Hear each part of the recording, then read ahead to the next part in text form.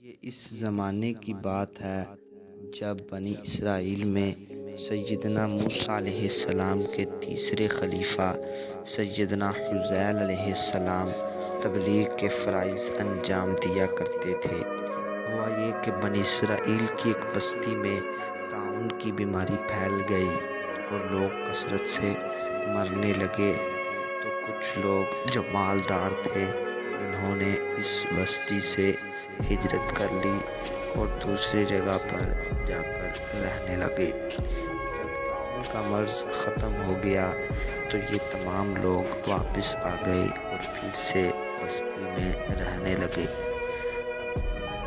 جو لوگ آباد تھے ان میں سے کچھ مر گئے، کچھ بچ گئے، جو لوگ باقی رہ گئے تھے انہوں نے کہا کہ اگلی دفعہ بھی آیا لوگ بھی ان کے ساتھ جائیں گے۔ خدا کا کرنا ایسا ہوا۔ طاعون کے مرض نے اس بستی کو گھیر لیا۔ یہ تمام افراد کہنے لگے سب کو یہ بستی چھوڑ دینی چاہیے، اور خوف سے لوگ اس بستی سے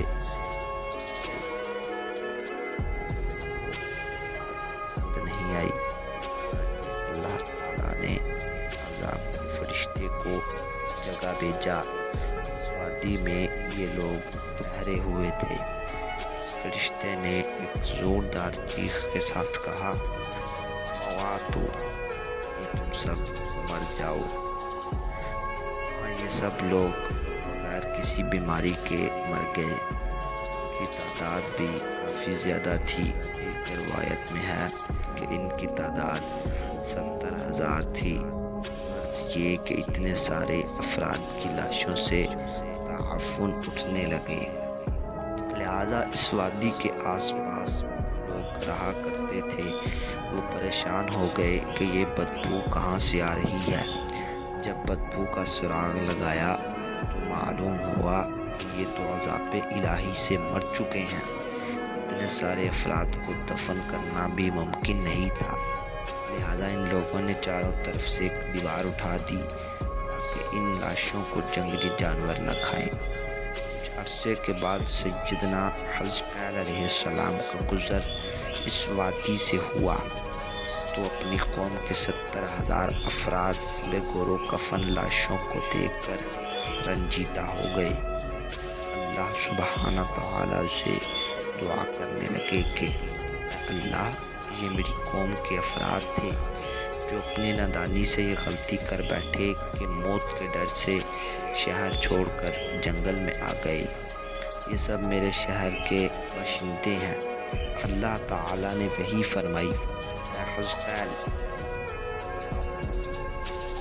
ہڈیوں سے فرما دیجئے کہ اے ہڈیوں، بے شک اللہ سبحانہ تعالیٰ تم کو حکم دیتا ہے اکٹھی ہو جاؤ۔ یہ سن کر بکھری ہوئی ہڈیوں میں حرکت پیدا ہوئی اور تمام ہڈیوں نے جڑ کر ڈھانچہ کی شکل اختیار کر لی اور 70,000 افراد کے ڈھانچے کھڑے ہو گئے۔ پھر اللہ سبحانہ تعالیٰ نے وحی فرمائی، اے حزقیل، آپ ان ڈھانچوں سے کہہ دیجئے، اے ڈھانچوں، اللہ سبحانہ تعالیٰ حکم دیتا ہے کہ گوشت پہن لو۔ سنتے ہی تمام ڈھانچوں پر گوشت چڑھ گیا۔ اللہ سبحانہ تعالیٰ نے وحی فرمائی، اے حزقیل، ان سے کہو کہ اللہ کے حکم سے زندہ ہو کر کھڑے ہو جاؤ۔ چنانچہ جیسے ہی آپ نے فرمایا تمام لوگ زندہ ہو کر کھڑے ہو گئے اور سب کی زبانوں پر اللہ سبحانہ تعالیٰ کی حمد و ثنا کے نغمے جاری تھے۔